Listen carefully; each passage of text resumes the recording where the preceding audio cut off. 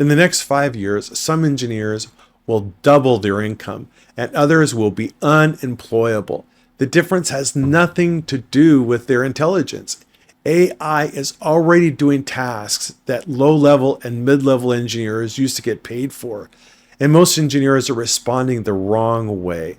I'll show you exactly what won't protect your job and what actually will. If you're doing things like repetitive analysis, like if you're doing heat conduction, where you're analyzing the amount of heat that's leaving a piece of electronics and being conducted to a heat sink, that repetitive type of analysis is going to be taken over by AI.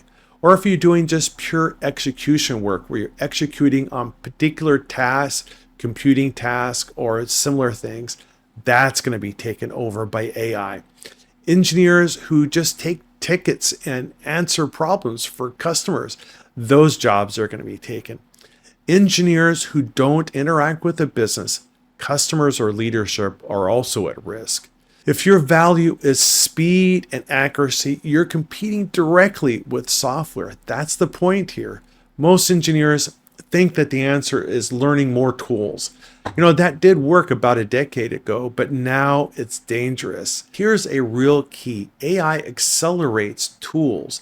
In other words, AI is able to execute the tools that engineers use even better than the engineers are doing now. I have a friend who is developing a tool that's going to analyze very complex structures using some very sophisticated electromagnetic analysis tools.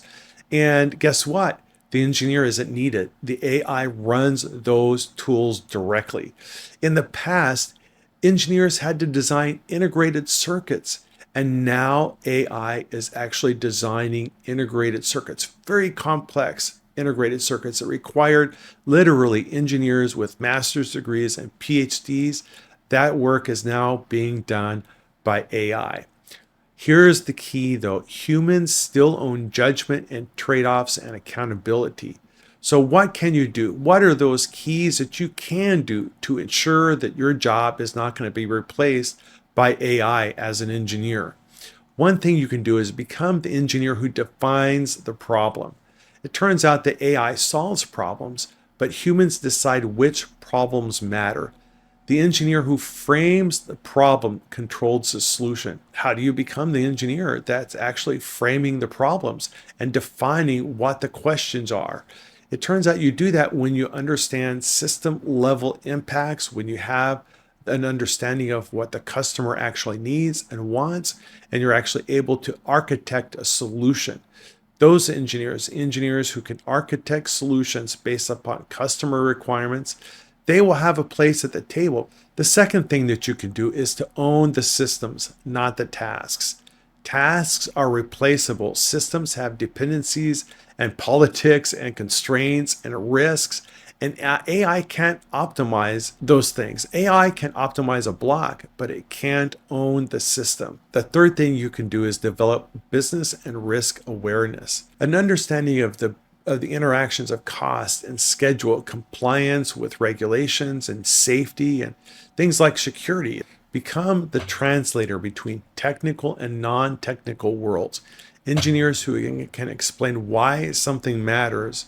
Engineers who influence decisions. AI can generate answers. It can't persuade executives. Be the engineer AI works for, not AI versus the engineer. It's AI plus an engineer versus everybody else. The future doesn't belong to the smartest engineers. It belongs to the engineers who understand people, systems, and consequences.